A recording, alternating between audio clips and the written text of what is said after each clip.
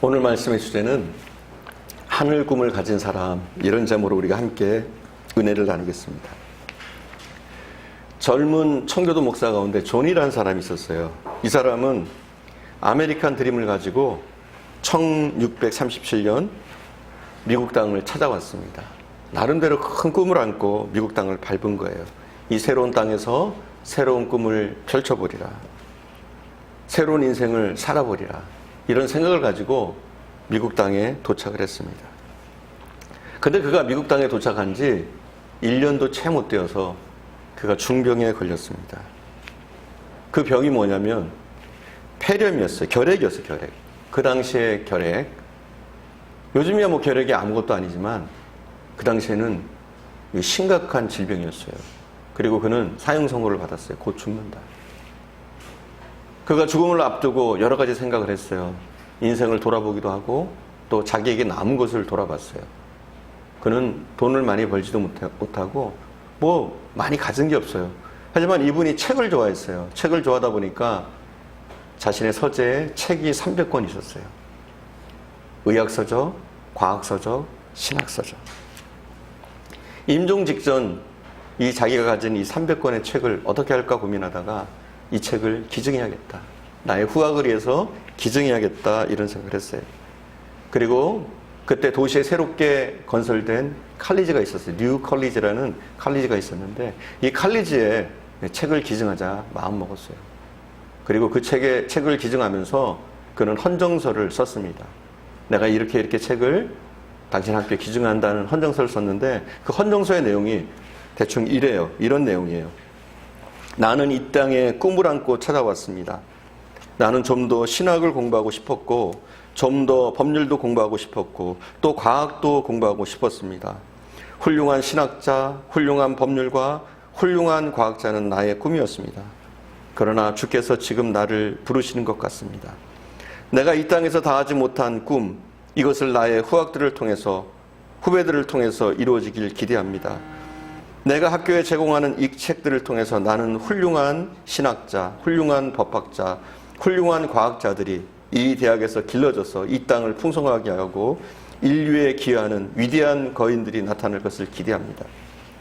이런 감동적인 헌정서, 유언과 같은 헌정서를 이 존이라는 사람이 뉴 컬리지에 책과 함께 보낸 거예요. 이 감동적인 책 헌정서를 받은 이 학교의 이사들은 깊은 감동을 받았습니다. 깊은 감동을. 그리고 결심을 했어요. 이 젊은 목사를 기념해야겠다, 이렇게 생각했어요. 그리고 우리 학교의 이름을 이 젊은 목사의 이름으로 바꾸자, 이렇게 생각을 했어요. 그 젊은 목사의 이름이 뭐냐? 존 하버드예요. 이 대학은 뉴 칼리지라는 이름에서 하버드라는 이름으로 이름이 바뀌었습니다. 그리고 그의 꿈은, 이 존이라는 사람의 꿈은 이 뉴 칼리지, 그러니까 하버드를 통해서 이루어졌어요. 많은 후학들이 나왔고 미국을 움직이는 힘이 됐고 미국의 지성인들이 이 하버드를 통해서 나왔습니다. 여러분, 사람은 죽어도 꿈은 사라지지 않습니다. 하나님의 꿈을 꾸면 하나님이 꿈을 이루시는 거예요. 하나님이 꿈을 이루시는 거예요. 내가 그 꿈을 이룰 수 없을 때도 있어요. 하지만 내가 이루지 못하면 나의 다음 세대, 나의 다음 세대를 통해서도 하나님은 우리가 품었던 꿈들을 이루시는 줄 믿습니다. 예수님께서 12명의 제자들을 부르셨을 때 그냥 단순히 제자로 써먹으려고 부르신 게 아니에요. 예수님께는 꿈이 있었어요. 이 12명, 보잘것 없어 보이는 이 12명을 통해서 세계를 변화시켜 버리라, 새로운 미래를 열어가리라, 이런 꿈을 품고 예수님은 12제자를 부르셨습니다. 그 제자들을 통해서 시대가 바뀌기를, 그 제자들을 통해서 하나님의 나라가 이루어지기를 간절히 바라셨습니다. 그리고 그 제자들을 모아놓고 제일 먼저 하신 이야기가 무엇이냐? 바로 꿈 이야기입니다. 꿈 이야기. 하나님 나라의 꿈 이야기. 바로 오늘 본문의 꿈 이야기. 겨자씨의 꿈 이야기. 어떤 사람이 겨자씨 하나를 심었습니다. 아주 작은 겨자씨 하나, 보잘것없습니다. 그러나 그 겨자씨가 자랍니다. 자라면 나물이 되고, 또 더 자라면 나무가 되고, 조금 더 자라면 큰 가지를 뻗고 새들이 와서 노래 부르고 깃들 만한 그런 나무가 된다는 사실. 이것은 바로 예수님께서 자기 제자들을 통해서 이루고 싶었던 꿈이었어요. 주님은 그 제자들이 그 시대에 하나님을 꿈을 꾸면서 이렇게 겨자씨처럼 자라나기를 소망하셨습니다. 주님께서는 저와 여러분을 이 시대에 제자들로 부르신 줄 믿습니다. 우리를 통해서 이 겨자씨의 꿈이 이루어지기를 원하시는 줄 믿습니다.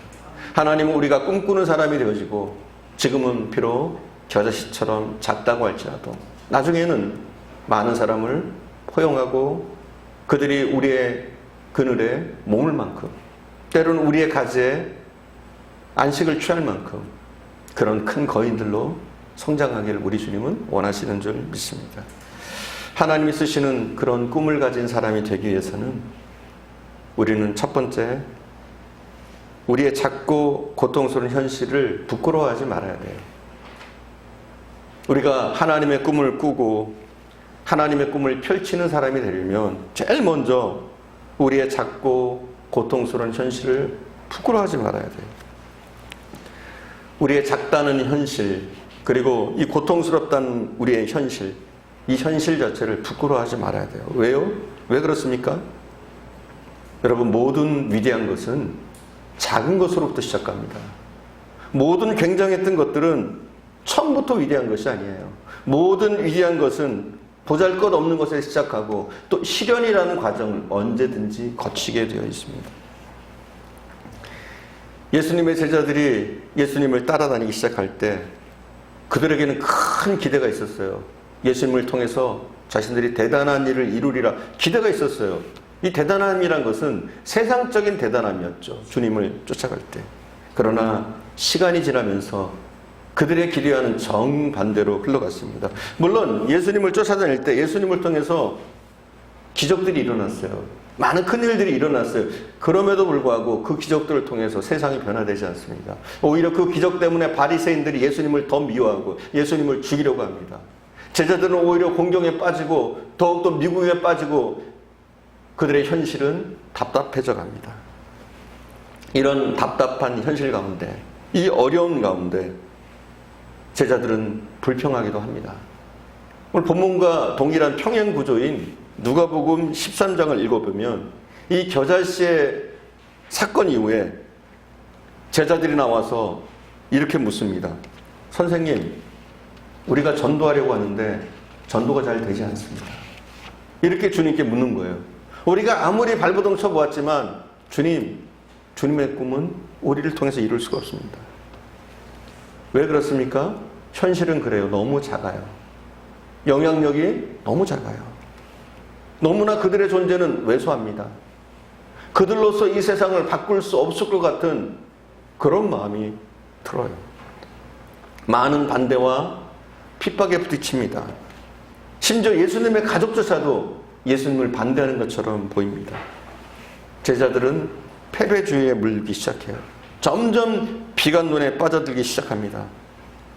바로 이 시점 제자들을 불러 모아놓고 하시는 이야기가 무엇이냐? 꿈 이야기입니다. 꿈 이야기. 우리 크리스찬들이 가져야 될 꿈 이야기. 예수님의 제자들이 가져야 될 꿈 이야기. 왜 그러셨을까요? 겨자씨는 잘한다는 거예요. 겨자씨는 잘하는 줄 믿습니다. 왜 하필이면 겨자씨를 비유하셨을까요? 작은 것이라면 다른 것도 많잖아요. 좁쌀도 작을 테고 먼지는 더 작죠? 또 모래알도 겨자씨만큼 작아요. 근데 왜 모래알에 비유하지 않고 작은 먼지에 비유하지 않고 예수님은 이 겨자씨의 꿈을 얘기하셨을까요? 겨자씨의 비유를 통해서 꿈을 설명하셨을까요? 겨자씨의 생명력입니다. 생명력. 생명력이 있는 거예요, 여러분. 겨자씨는 생명력이 있어요. 비록 작지만 연약하지만 잘할 겁니다. 여러분, 그래요. 잘합니다. 비록 우리도 작습니다. 저희 교회도 작습니다. 그러나 반드시 잘할 줄 믿습니다. 우리는 이 작은 것을, 이 고통의 과정을, 이 시련의 과정을 부끄러워할 필요 없어요. 교회의 모습이 형편없는 것처럼 보여지고 또 실추되는 현실 가운데 우리는 너무 부끄러워할 필요가 없어요. 오히려 이 고난의 과정을 통해서, 이 어려움의 과정을 통해서 우리가 더욱더 단단하게 서야 돼요. 여러분, 이스라엘 백성들이 40년의 바벨론의 포로 생활을 통해서 그들이 깨달은 게 뭐냐? 예배의 소중함을 깨달았어요. 우리가 성전을 가까이 할 수 있을 때 왜 그때 바르게 섬기지 못했을까? 우리가 마음껏 찬양할 수 있을 때 왜 그렇게 중심을 다해서 찬양하지 못했을까? 우리가 언제나 기도할 수 있을 때 왜 그때 하나님을 찾고 기도하지 못했을까? 그래서 오히려 그들이 바벨론에서 회복된 다음에는 신실한 신앙인들이 돼 있어요. 초창기에. 근데 사람은 참 간사하게도 또 그 시기가 지나면 또 잃어버립니다. 또 회복되어지고 좋아지면 또 그때 그 감동, 그 절실함을 잃어버리게 되는 거예요. 여러분, 지금 현재 현실이 좀 고통스럽고 어렵습니다. 하지만 부끄러워할 필요도 없고 너무 좌절할 필요도 없는 거예요. 오히려 이 자금의 과정을 통해서, 이 고통의 과정을 통해서 우리 한국의 교회는 더욱더 단단하게 설 줄 믿습니다. 더욱더 신실해질 줄 믿습니다. 더욱더 정직해지고 더욱더 바른 길을 가게 될 줄 믿습니다. 우리나라는 조그만 나라입니다. 그래서 그런지 한국 사람들은 큰 걸 유달리 좋아해요. 큰 걸. 다른 나라 사람들도 물론 큰 걸 좋아하는 분들이 있지만 한국 사람은 대부분 너무 유달리 큰 걸 좋아해요. 우리나라의 이름이 뭡니까? 우리나라의 국호가 뭐예요? 이름부터 대단하잖아요. 이렇게 대단한 나라 이름을 가진 나라는 우리나라밖에 없어요. 이름이 뭐예요? 대한민국. 그렇게 부르시면 안 되죠.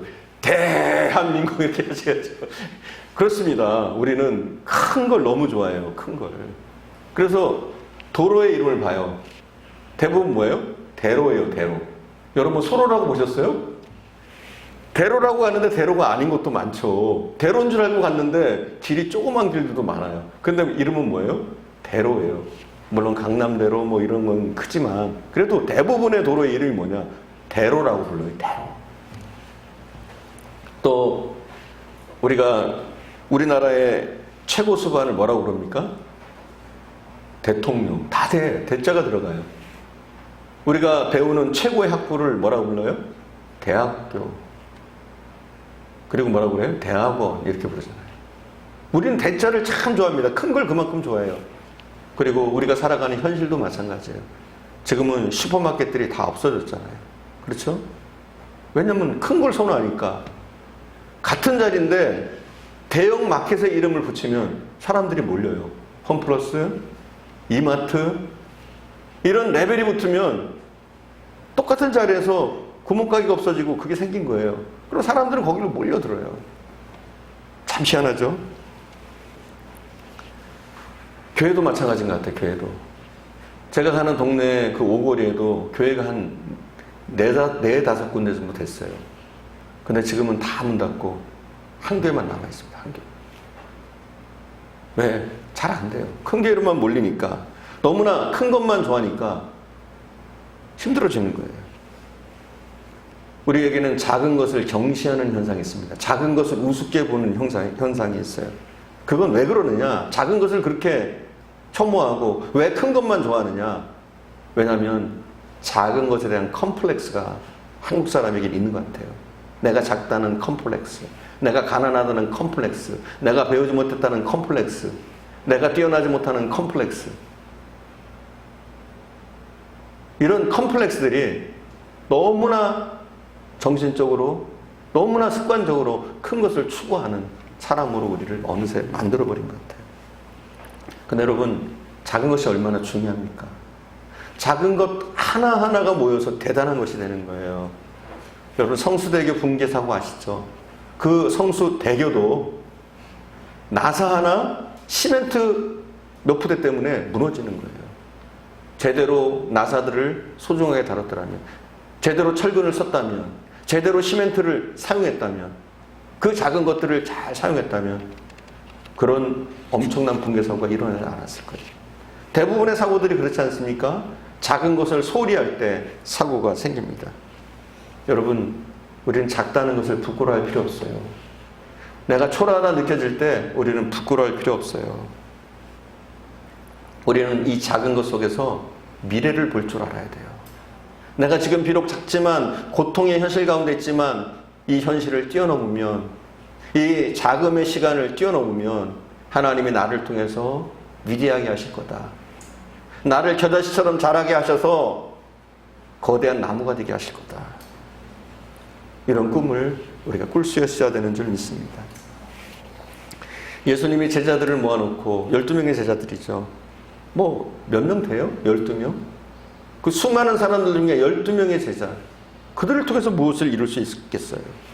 그리고 제자들 자체도 패배의식에 또 절망 가운데 빠져 있습니다. 그때 예수님이 겨자씨 하나의 비유를 하십니다. 그 이유는 무엇이냐? 모든 위대한 것은 작은 것에서 시작한다는 거예요. 그 자금의 과정 없이 거대해지는 경우는 없다는 거예요. 어느 날 갑자기 무엇인가가 커진다. 그것은 있을 수 없는 일이라는 거예요. 아무리 위대한 것도 대단한 것도 자금의 과정, 초라함의 과정을 통해서 위대해진다는 것이죠. 우리 교회는 작습니다. 그렇죠? 그리고 꽤 오랫동안 우리 교회가 작았어요. 우리 성도들 대부분 부유하지 못해요. 오히려 가난한 쪽입니다. 그러나 이 자금의 과정, 이 초라함의 과정, 이 고통의 과정 없이 하나님이 우리를 위대하게 쓸 수 없는 줄 믿습니다. 우리가 이 자금의 과정을 통해서 부끄러워하지 말아야 돼요. 오히려 당담함을 가지고 또 나를 통해서 하나님이 일하실 것을, 나를 겨자씨처럼 쓰실 것을 우리가 믿어야 되는 줄 믿습니다. 종종 이 시대를 살고 있는 젊은 세대들, X세대라고 하나요? Y세대라고 하나요? 잘 모르겠어요. Z세대요? Z세대. Z세대. Z세대를 사는 여러분들이 부러울 때가 있어요. 왜냐하면 인포메이션이 참 많거든요.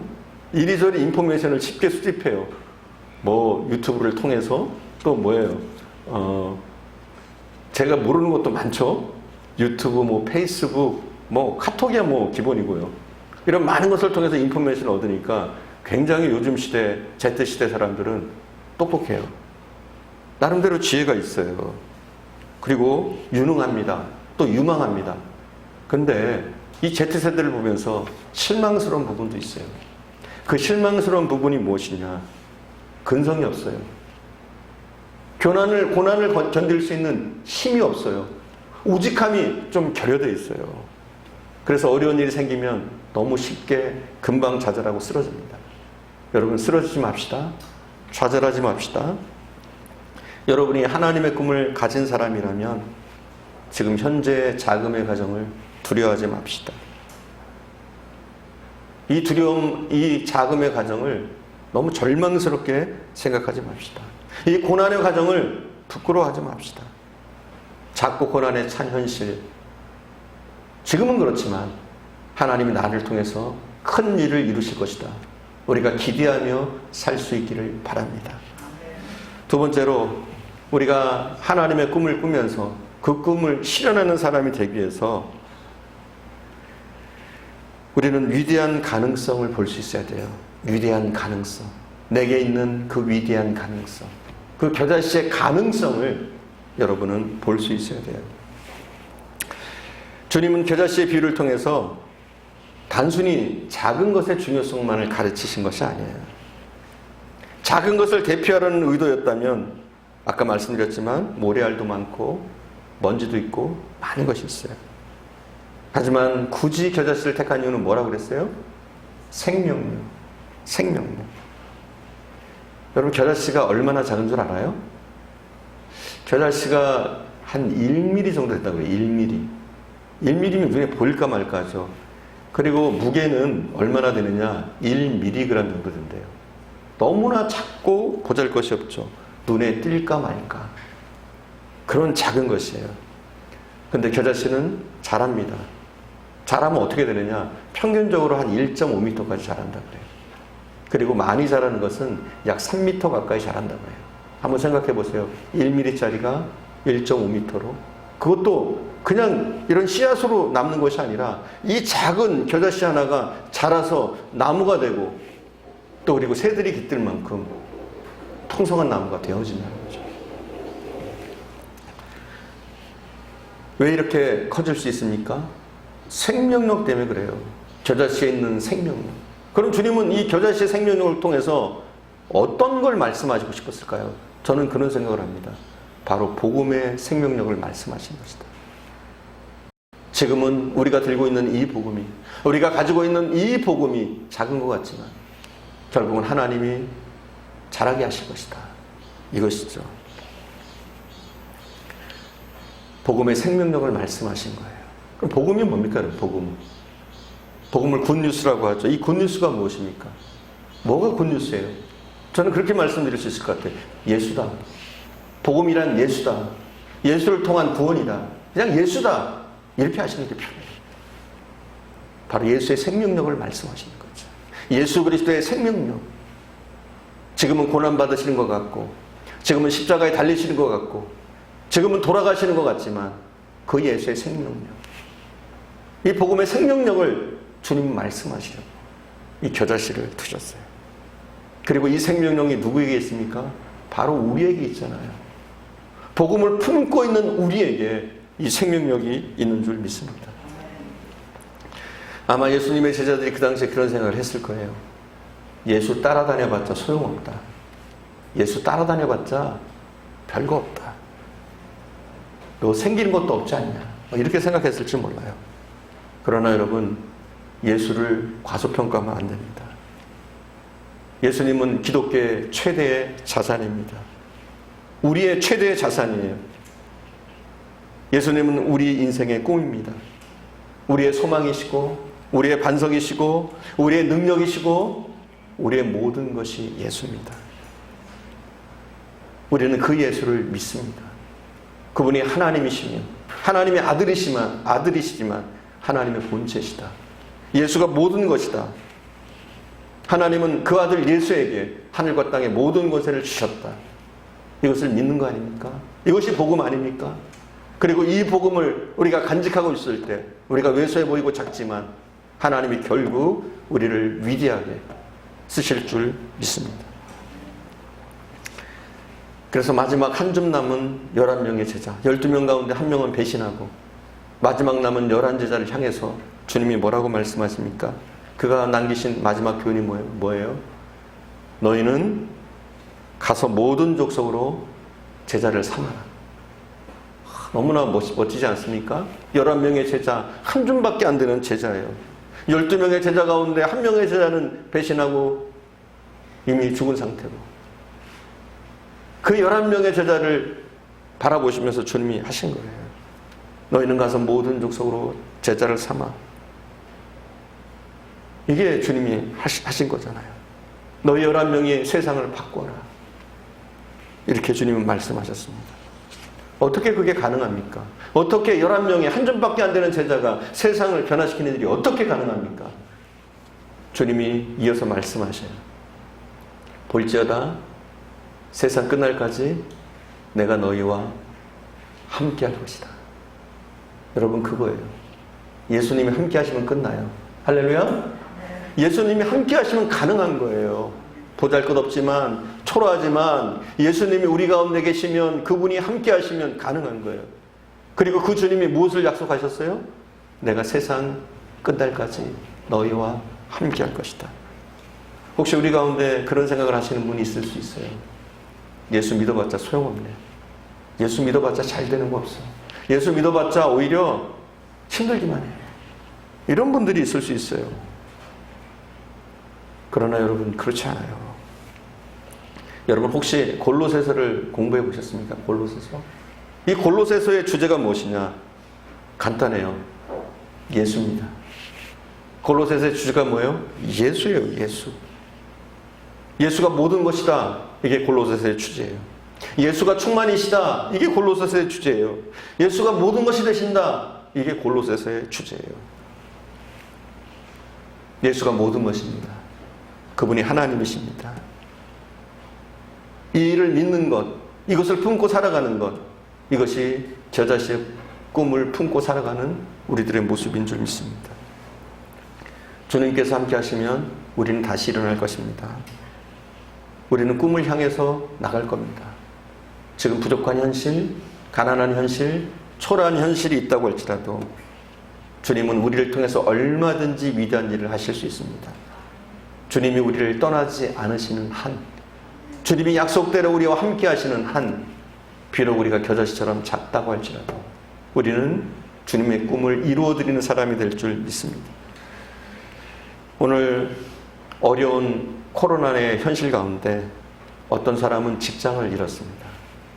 어떤 사람은 수입이 너무 줄어서 생활을 할 수 없을 정도로 어려워졌습니다. 그리고 미래가 불투명해졌습니다. 그러나 분명한 것이 있습니다. 주님이 함께 하실 겁니다. 우리 예수님 함께 하실 줄 믿습니다. 그러면 우리는 일어날 겁니다. 지금은 쓰러져 있는 것 같고 지금은 미약하고 초라해 보일지 몰라도 주님이 함께 하신다고 하셨습니다. 그럼 반드시 우리는 일어날 줄 믿습니다. 주님이 함께 하신다. 이게 우리의 소망입니다. 이것이 우리의 비전입니다. 여러분, 비전이 뭐예요? 비전. 간단하게 얘기하면 우리가 미래를 보는 거예요. 지금 현실을 넘어서 미래를 바라보는 거예요. 어떤 미래요? 크리스찬의 비전은 무엇이냐? 주님이 나를 통해서 이루실 것을 바라보는 것. 이게 크리스찬이 갖는 비전이에요. 여러분, 주님이 나를 향해서 이루실 것을 우리가 바라본다면 지금 현재의 현실은 얼마든지 이길 수 있는 줄 믿습니다. 이 눈이 열려야 돼요. 나를 통해서 하실 일, 나를 통해서 이루실 일. 지금 내가 비록 겨자씨 하늘 같지만 그러나 주님이 나를 통해서 이루실 그 일을 바라본다면 우리는 현실의 어려움과 고통을 얼마든지 뛰어넘을 수 있는 줄 믿습니다. 주님이 뭐라고 말씀하십니까? 겨자씨 하늘만한 믿음만 있어도 저 산을 들어서 바다에 던지우라 하면 그대로 되리라. 할렐루야. 우리는 겨자씨 하늘만한 믿음만 있어도, 겨자씨 같은 믿음만 있어도 얼마든지 대단한 일을, 위대한 일을 이룰 수 있는 줄 믿습니다. 이 믿음만 우리에게 있다면 우리는 결국 일어날 겁니다. 이 주님을 통해서 미래를 보는 눈, 하나님이 나를 위대하게 쓰실 것이라는 이런 기대와 소망, 이것을 우리가 가질 수 있기 바랍니다. 이것을 품고 살아갈 때 분명 주님은 함께 하시고 또 약속하신 대로 주님의 꿈을 우리를 통해서 이루실 줄 믿습니다. 마지막 세 번째로 주님의 꿈을 이루어드리니 겨자씨 하나의 꿈을 품고 사는 사람이 되기 위해서 우리가 해야 될 것은 무엇이냐? 마지막 세 번째는 우리의 성장이 이웃들에게 복이 되리라, 이런 믿음을 가져야 돼요.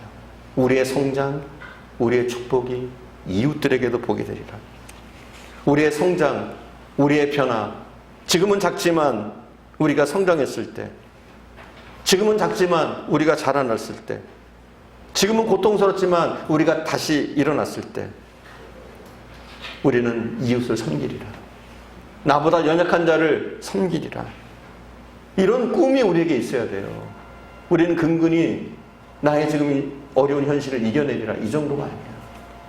근근히 경제적으로 윤택해지라, 이런 게 아니에요. 우리가 가져야 될 꿈은 나의 성장을 통해서, 나의 믿음을 통해서 다른 사람을 섬기리라. 여러분, 우리 크리스찬들은 이런 꿈을 가져야 돼요. 나의 축복을 통해서 이웃을 섬기리라. 나의 축복을 통해서 이웃과 함께 나누리라. 이게 우리의 꿈이에요. 나 혼자 잘 먹고 잘 사는 게 아니에요. 내가 받은 이 축복을 통해서 다른 사람을 섬기고 이웃을 섬기고, 우리는 그런 가정이 되어야 돼요. 그런 교회가 되어야 돼요. 이런 환상이, 이런 비전이, 이런 주님의 비전이 우리에게 있어야 되는 줄 믿습니다. 이것이 예수님의 꿈이에요. 우리를 향하신 꿈이에요. 하나님의 꿈이에요. 겨자씨 하나의 꿈이에요. 내가 자라서 울창한 나무가 된다, 그걸로 끝나는 것이 아니에요. 여러분, 그게 아니란 말이에요. 내가 자라서 울창한 나무가 된다가 아니에요. 새들이 깃들일 수 있는, 그들이 와서 노래할 수 있는, 누군가 그늘에 쉴 수 있는 그런 나무가 된다. 이게 우리의 꿈인 줄 믿습니다. 우리 크리스찬들은 축복을 나누는 인생이 되어야 돼요. 축복을 나누고 우리의 잘됨을 통해서 다른 사람들이 잘 될 수 있도록 인도하는 것. 이것이 우리의 꿈인 줄 믿습니다. 이것이 우리 기독교의 성공관이에요. 여러분, 세상의 성공관은 어떤 겁니까? 세속적인 성공관은 뭐예요? 내가 열심히 벌어서 잘 먹고 잘 살겠다. 그렇잖아요. 내가 열심히 공부해서 출세하겠다. 이게 세상적인 성공관이잖아요. 그럼 기독교적인 성공관은 뭡니까? 나의 축복, 나의 성공, 이것을 이웃과 함께 나누리라. 이게 기독교적인 성공관이에요, 여러분. 이게 진정한 축복이란 말이에요. 주님이 우리를 향해서 주시려고 하는 축복. 하나님이 나를 축복하시면 나는 이웃을 더 섬기겠다. 내가 잘 되면 나의 잘됨을 통해서 연약한 자들에게 베풀겠다. 이것이 기독교적인 성공관인 거예요. 우리 부모님들이 아이들이 공부를 하라면 뭐라고 그래요? 야, 공부 좀 해라. 공부해서 남 주냐? 그러잖아요. 그죠? 근데 기독교적인 성공관은 뭐냐? 공부해서 남 주는 거예요. 할렐루야? 공부해서 남 주는 거예요.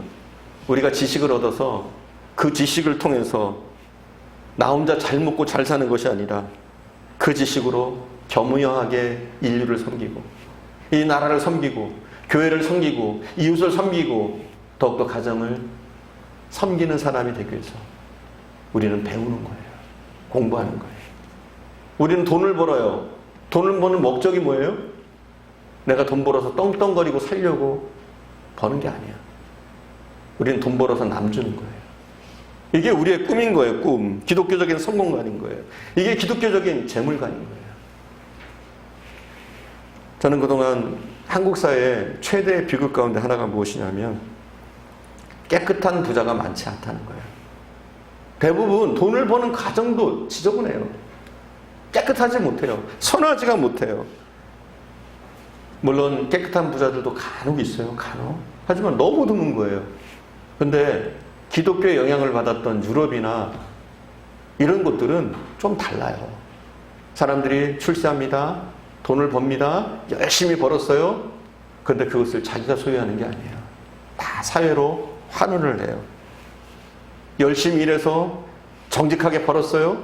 그리고 벌고 난 다음에 나름대로 재단을 세워서 그 물질을 잘 관리해서 필요한 사람들에게 나눠주는 그런 일들을 해요. 그러니까 그 사회가 점점 윤택해지잖아요. 근데 우리는 어떻습니까? 그런 부자들이 없어요. 그래서 겨우 정부가 세금을 추징하면 기부금이라 해서 흉내만 내고 그러잖아요. 이웃들을 나눠주면서 생을 마무리하는 사람들이 없어요. 우리나라에는 부자들이 많이 있지만 지금도 대부분 부를 축적하는 과정 좀 불이합니다. 그리고 부를 축적하는 과정뿐만 아니라 나중에 돈을 벌고 난 후에도 제가 볼 땐 그래요. 너무 추해요.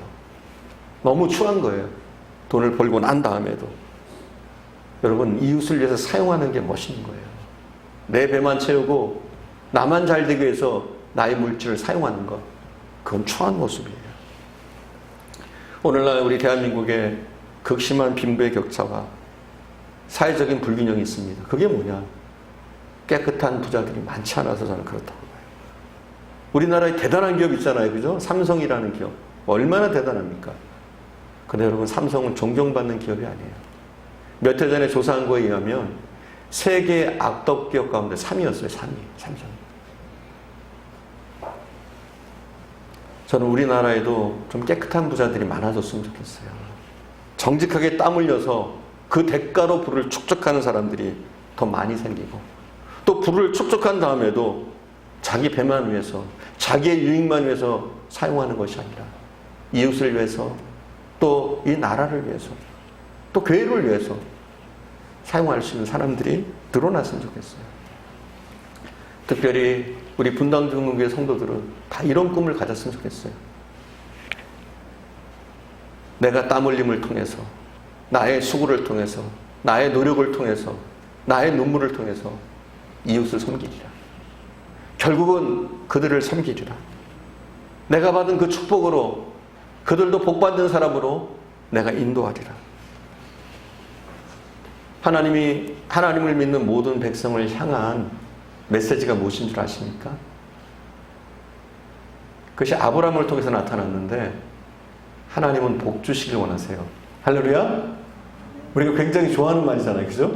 복 주시길 원하세요. 하나님. 아브라함을 부르셨을 때 제일 먼저 아브라함을 축복하셨어요. 그게 하나님의 모습이에요. 우리를 향해서도 마찬가지예요. 하나님이 축복하십니다. 어색한가요? 하나님이 축복하십니다. 우리에게 복 주시길 원하시는 줄 믿습니다. 근데 하나님이 아브라함을 또 부르시면서 하신 말씀이 뭐예요? 복을 주시는데 어떤 복을 주셔요? 뭐라고 선언하시나요? 너는 복의 근원이 되라. 이렇게 말씀하시죠. 복의 근원. 이게 뭐예요? 복의 근원의 축복이 뭡니까? 복 받아서 너 혼자 잘 먹고 잘 사는 게 아니라 뭐예요? 복의 통로가 되는 거예요. 다른 사람에게 복을 쉐어하는 사람. 복의 통로가 돼서 다른 사람도 다 같이 복을 받게 하는 사람. 이게 뭐예요? 하나님이 아브라함을 향한 꿈이에요. 물론 아브라함이 복돼야 돼요. 잘 살아야 돼요. 출세해야 돼요. 유능해져야 돼요. 하지만 그 유능함, 그 잘된 축복을 통해서 혼자 잘 되는 것이 아니라 다른 사람에게 그 축복을 쉐어하는, 나누어주는 축복의 통로가 되는 것. 이것이 하나님이 아브라함을 향한 꿈이었는 줄 믿습니다. 또한 이 꿈은 오늘날 우리들을 향해서도 우리 하나님은 품고 계신 줄 믿습니다. 너는 복의 근원이 되라. 저는 이렇게 말하고 싶어요. 너희는 복의 근원이 되라. 우리 분당중교 성도들은 복의 근원이 되라. 주님이 말씀하시는 줄 믿습니다. 축복을 흘려보내는 사람, 축복이 흐르게 하는 사람, 여러분 근처에만 있어도 그 사람들이 축복받게 하는 사람. 지금 우리가 초라해요, 작아요, 겨자씨 같아요. 하지만 이 꿈을 우리는 가져야 되는 줄 믿습니다. 지금의 현실 우리는 견뎌야 됩니다. 또 더욱더 이 어려울수록 주님을 붙들어야 됩니다. 그리고 주님이 함께 하실 겁니다. 주님이 함께 하신다면 우리는 반드시 일어날 겁니다. 그리고 주님의 비전, 주님의 그 꿈, 우리를 통해서 이루실 줄 믿습니다. 이것을 믿고 여러분 지금 현재 작은 현실 고통스러워하지 마시고 부끄러워하지 마십시오.